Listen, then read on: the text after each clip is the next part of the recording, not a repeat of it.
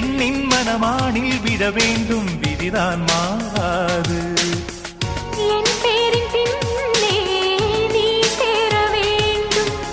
கடல் கொண்ட கங்கை நிறம் மாற வேண்டும். என்னை மாற்றிவிடு, இதழூற்றிக் கொடு. தங்க மகன் என்ற சிங்க நடை போட்டு அருகில் அருகில் வந்தார். ரெண்டு புறம் பற்றி எரியும் மெழுகாக மங்கை உருகி நின்றாள்.